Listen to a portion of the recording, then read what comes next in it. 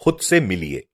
एक आदमी के पास कीमती घड़ी थी जो उससे कहीं खो गई। वो उसको तलाश करने लगा। बेड, अलमारी, दराज, ड्राइंग रूम और किचन तक उसने खंगाल मारा, लेकिन घड़ी ना मिली। जब वो थक हार कर बैठा तो उसके जहन में एक तरकीब आई। वो घर से बाहर निकला और मोहल्ले के बच्चों को बुलाकर लाया और बोला, मेरी घड़ी गुम हो गई है, जो भी बच्चा मुझे ढूंढ कर देगा उसको मेरी तरफ से इनाम मिलेगा। इनाम को सुनकर बच्चे खुश हो गए और तजस्सुस के साथ घर में दाखिल होकर घड़ी तलाश करने लगे। उन्होंने भी पूरा घर छान मारा, लेकिन घड़ी ना मिल सकी। अचानक एक बच्चा बोला, अंकल, मैं आपको आपकी घड़ी ढूंढ कर दे सकता हूं, मगर शर्त यह है कि आप इन तमाम बच्चों को खामोशी के साथ कहीं बिठा दें। चुनाचे तमाम बच्चों को अलग कमरे में बिठा दिया गया और वो बच्चा अकेले घड़ी तलाश करने लगा। कुछ ही देर गुजरी थी कि उस बच्चे ने चिल्लाकर आदमी को आवाज दी। वो कमरे में गया तो घड़ी बच्चे के हाथ में थी। आदमी बड़ा हैरान हुआ कि जो काम 10 बच्चों से ना हो सका वो उस एक बच्चे ने कर दिखाया। उसने बच्चे से घड़ी ढूंढ पाने की वजह पूछी तो वो बोला, मैं कमरे में गया और खामोशी के साथ बैठ गया। मैंने घड़ी की आवाज पर ध्यान देना शुरू किया। कुछ ही देर में अलमारी के नीचे से हल्की हल्की आवाज आना शुरू हो गई। मैंने जाकर देखा तो वाकई उस जगह पे घड़ी मौजूद थी। आदमी बच्चे की इस अक्लमंदी पर बहुत खुश हुआ और उसको इनाम के साथ साथ शाबाशी भी दी।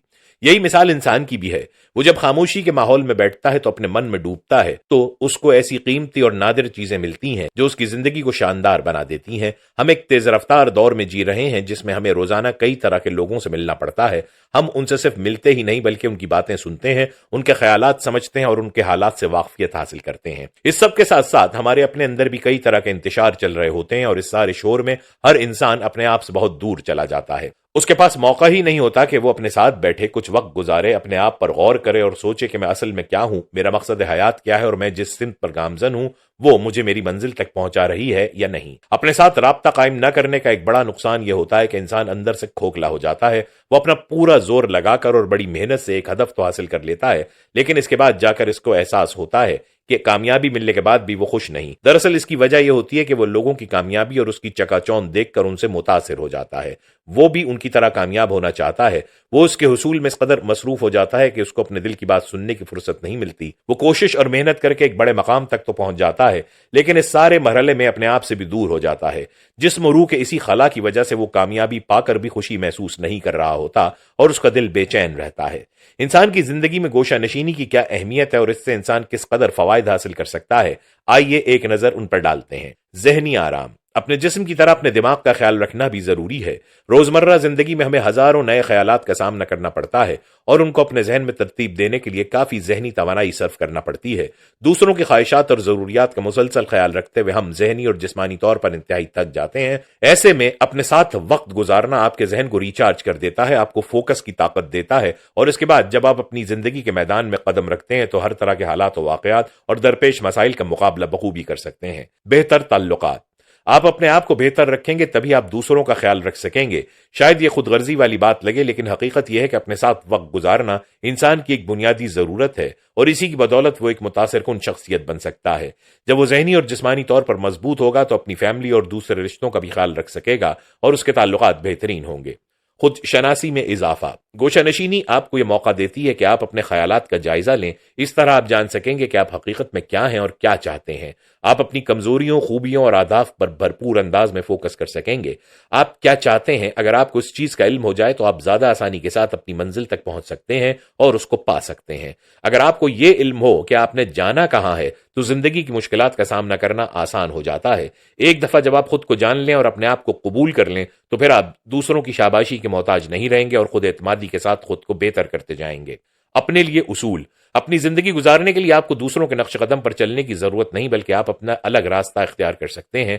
अपने साथ वक्त गुजारते हुए आप तवानाई से भरपूर और इस काबिल होते हैं कि अपनी जिंदगी के लिए कुछ उसूल बनाएं और इन उसूलों पर चलते हुए खुद को एक मिसाल बनाकर दिखाएं। गोशा नशीनी आपको ऐसी आजादी देती है जो आपको कहीं और से नहीं मिलती। अपनी इस सल्तनत के बादशाह आप खुद होते हैं। अपने साथ वक्त गुजारते हुए आप खुद को एंजॉय कर सकते हैं और अपने पसंदीदा काम सर अंजाम दे सकते हैं।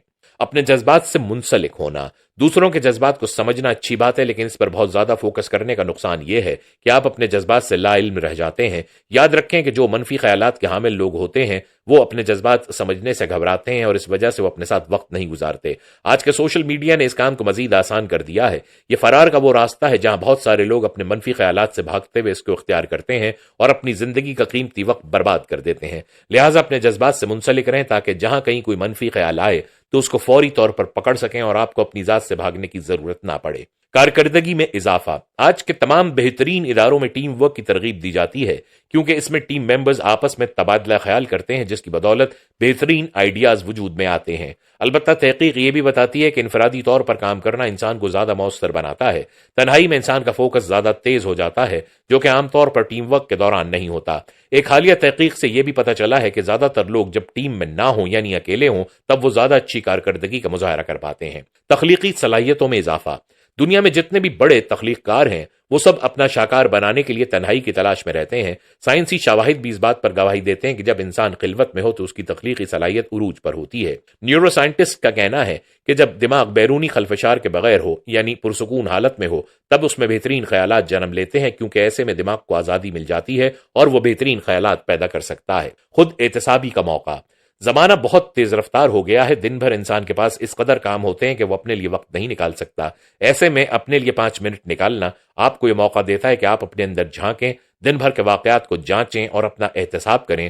تنہائی میں آپ اپنے اہم امور اور خیالات کو ایک ڈائری میں لکھ سکتے ہیں اور یہ وہ چیز ہے جو آپ کا سفر آسان بناتی ہے، آپ کی سمت درست کرتی ہے اور اس کی بدولت آپ اچھے انداز میں اپنے مقصد کی طرف بڑھ سکتے ہیں۔ خود احتسابی آپ کی خامیوں کو خوبیوں میں بدل دیتی ہے۔ خود مختاری میں اضافہ۔ جب آپ اپنے ساتھ زیادہ وقت گزارنا شروع کریں گے تو آپ کا مائنڈ سیٹ بدلنا شروع ہو جائے گا۔ کچھ وقت کے بعد آپ اپنی گوشہ نشینی سے لطف اندوز ہونا شروع ہو جائیں گے اور آپ کو احساس ہو جائے گا کہ اپنے آپ سے لطف اندوز ہونے کے لیے دوسروں کے ساتھ نہیں بلکہ اپنے ساتھ رہنا ضروری ہے۔